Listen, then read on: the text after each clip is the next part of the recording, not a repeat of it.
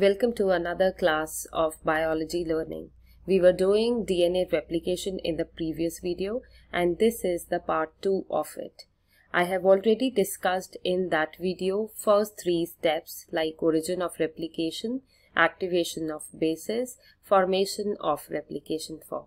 So please do watch out the video that first and then come to this one. The link will be given in the I button also. Okay, so let's get started with our step number 4, that is synthesis of RNA primer. Now one thing you need to note it down, the DNA polymerase that is going to help in the DNA replication process. It has two main things, that it will be doing synthesis only in the 5 to 3' direction, right? And another thing is that it cannot do the initiation process of replication. Means it cannot start the process on its own. It requires a sequence of bases. If those would be there, the free 3-OH end will be given to this DNA polymerase, then only it can add on the bases, right? So DNA polymerase, it cannot initiate DNA replication, but it will elongate the DNA replication process.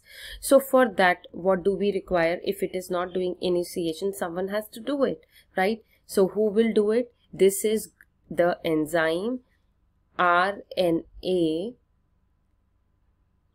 A short chain of RNA will be synthesized, right? And the enzyme that is going to do this process, it is known as primase. So someone has to do initiation, and this initiation will be done by the primase enzyme that is going to synthesize a small chain of RNA, and it would be containing 8 to 10 nucleotides. This is important, that synthesis of RNA primer will be done. Once RNA primer will be done, DNA polymerase, it is going to do its job. Okay, now we will do the replication. We will draw it again so that we can easily understand what is happening. Okay, this is our replication fork. This is our 5' end. This is our 3' end. This is our 3' end, and this is our 5' end. Now I would say one thing more. When I have opened the top strand as 5 to 3', now for DNA replication we would be reading it as 3 to 5'. Okay, now here RNA primer would be synthesized here, because the two strands, they are going to be anti-parallel, they are going to be complementary. So 5' end would be here, because this is the above one is 3'. So this block actually, it is showing a short chain of RNA, right? This is known as RNA primer, and we have seen that primase enzyme has done it. So RNA polymerase will come into action once RNA primer has been synthesized, and after this RNA polymerase will come and it will take the bases, activated bases that were synthesized in step number 2 of the DNA replication, and these bases will attach one after the other in a continuous way, and you can see that a continuous strand has been synthesized. Of course our enzymes would be here only, so each enzyme, topoisomerase, helicase, right, whichever I have told you in the previous video, all these enzymes would be still seen on the replication fork, because the replication is going on. Okay, so we are studying right now the process of synthesis, right? DNA polymerase activity, right? So DNA polymerase activity has been started in the step number 5. You can see that this strand here, this one, it is continuous, right?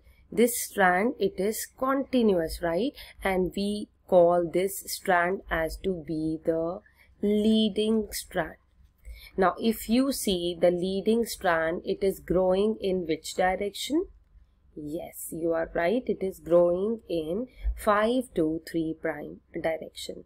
In the beginning only I said that RNA polymerase activity is required, right?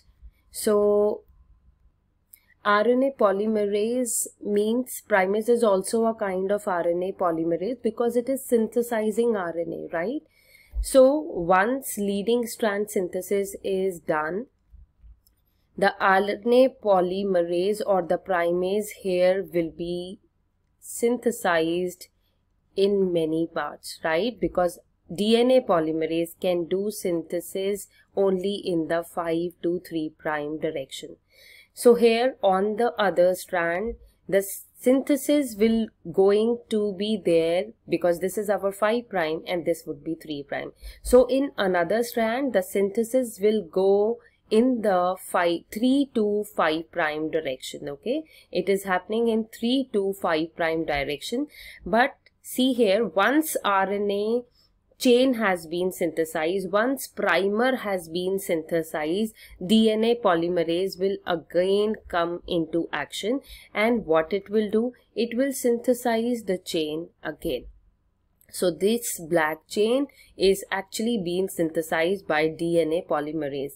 Again, the activated nucleotides will be there in the cytoplasm. It is going to pick them, and one after the other, as per the base pairing rule, they will be attached, right? So you can see here that the synthesis has been occurring in the fragments.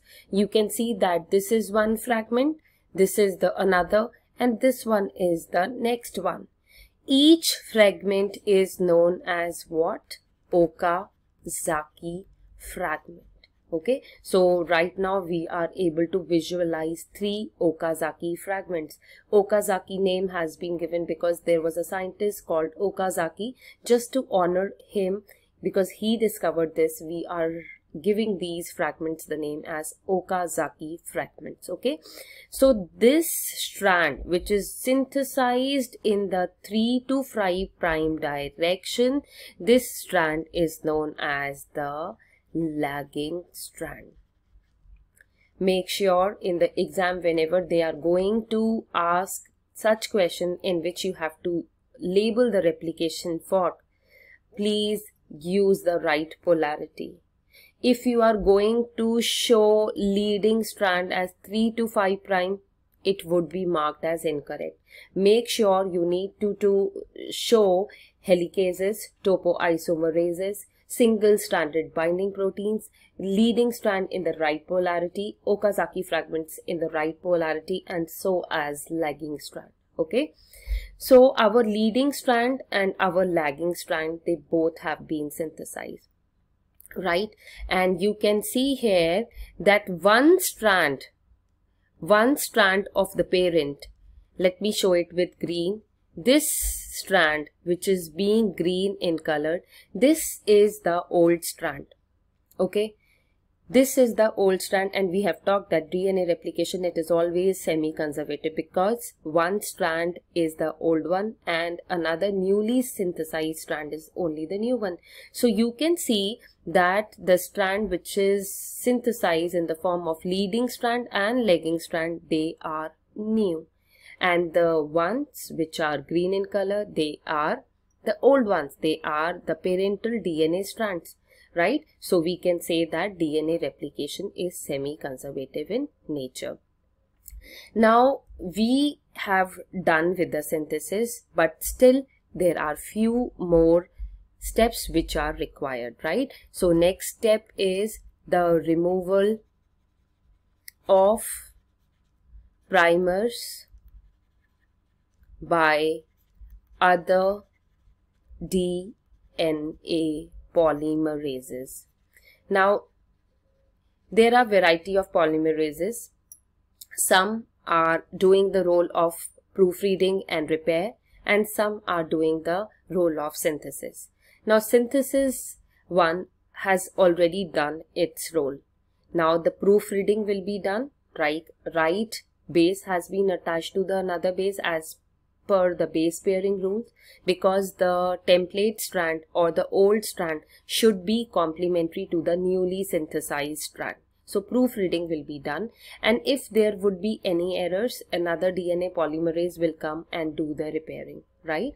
And in this step, these DNA polymerases, they will remove the RNA primers now, because there is no rule of them. So once other DNA polymerases, they will start their work, first job is to remove the RNA primers. First RNA primer, they will be removed as a proofreading, right, as a repair mechanism. They will, because when you will remove the RNA primers, it will create a gap. So here a gap would be created. Let's draw a diagram for it once again so that you can easily understand. This is again our replication fork, and suppose we have removed the primers. So you can see here, you are able to visualize the gaps. So this is our 5 to 3 prime, 5 to 3 prime. This way you need to show. So whenever you are showing Okazaki fragments in the exam, do show with the right polarity. And here of course our leading strand has been shown with the blue color, and the polarity of it is 5 to 3 prime. You can see here in the Okazaki fragments, if we are seeing one another Okazaki fragment, there is a gap. So this gap will be filled by DNA polymerases. DNA polymerases, they will form a small chain in between. They will take the bases from the cytoplasm again, and as per the base pairing rule, they will be synthesized, because the template strand and the newly strand, they will be complementary to each other, right? Now as soon as DNA polymerase, it will done its job, the next role comes of the ligase. Okay, ligase, it is the glue kind of enzyme, means it will do the sealing, right? So here the sealing would be done between this and this end, this and this end, okay, so that there would be no gaps in between.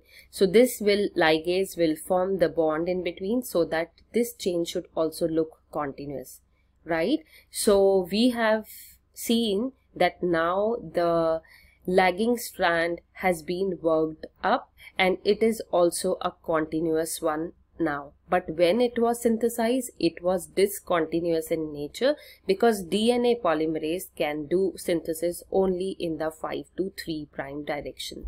So removal of primers, when it is done, you will write that ligase action. Okay, with ligase action, DNA replication gets over, and once it gets over, helicases, topoisomerases, single-stranded binding proteins, they are detached, and the new DNA strands, they are released. So we have seen that DNA replication is semi-conservative in nature. Now in DNA replication, role of each enzyme is very important. So make sure when you will do the revision, do revise the role of helicase, topoisomerase, single-stranded binding proteins. This has to be written like this: capital S, capital S, capital B, capital P, and then small s. Okay, because this S refers to the proteins, S of proteins. Okay, and then we need to study the role of primase that has synthesized the RNA primer. Okay, we will also write the role of ligase. Okay, so this is how replication happens. The diagram of replication fork is important. Leading and lagging strand labeling is very, very important, along with the Okazaki fragments. Which one is continuous in synthesis? It was leading strand.